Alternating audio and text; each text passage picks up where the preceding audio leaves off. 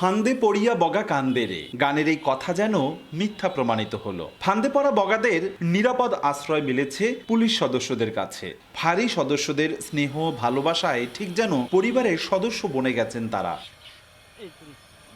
বরিশালের নতুন বাজার পুলিশ ফাঁড়িতে দেখা গেল 3টি বক ঘুরে বেড়াচ্ছে। ডাক দিলেই এসে জড়ো হচ্ছে, হাত থেকে মুখে তুলে নিচ্ছে খাবার। পেট ভরে গেলে কখনো ফাঁড়ির করিডোর, অফিসের টেবিল, মোটরসাইকেলের সিট, কখনো বা অটোর উপর, আবার গাছের ডালে বসে আরাম করছে। সন্ধ্যা নামলে ওদের জন্য তৈরি করা বাসায় ফেরে তারা। সাদা রঙের সারস বকের ডানা ঝাপটানো আর সারাদিনের খুনসুটি দেখে ক্লান্ত পুলিশ সদস্যরাও যেন একটু প্রশান্তি নিয়েই নেন।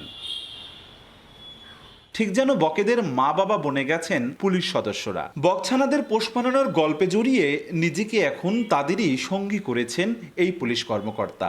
ছোটবেলা ওই আম গাছে বলে পুড়ে গেছে বাসা সহ, তারপর ওদেরকে এই জায়গায় রাখি, রাখার পরে ওই ছাড়াই আমি মাছ খাওয়াই, কিনে ওরা এই জায়গায় থাকে। বকটা আমরা ছোট থেকে পাইছি, পাওয়ার পর আমরা এটা লালন পালন করিয়া আস্তে আস্তে বড় হয়েছে। আমরা সার্বক্ষণিক তার জন্য খানা দানা খাওয়ার জন্য বাজার থেকে আমরা মাছ নিয়ে আসি।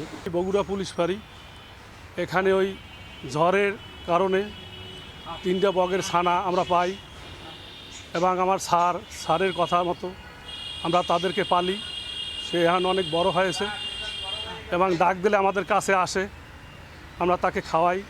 প্রত্যেকটা মানুষের উচিত এই বকের মতো ভালোবাসা প্রত্যেকটা ক্ষেত্রে প্রয়োগ করা। বিভিন্ন কাজ করতে হয়, সরকারি কাজ করতে হয়, জনগণের জন্য কাজ করতে হয়।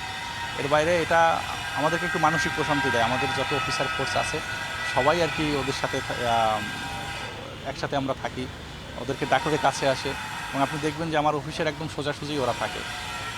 তো ওইখানে দেখে ভালো লাগে আর কি, যাতে আমরা একটু বিভিন্ন কাজের চাপেও ওদের সাথে সময় কাটাই ভালো লাগে। আর বক যে পোষ মানে এটা আমার ধারণা ছিল না, কিন্তু এখন দেখলাম যে না, সেবা করবে বা ভালোবাসা দিলে পোষ মানানো সম্ভব।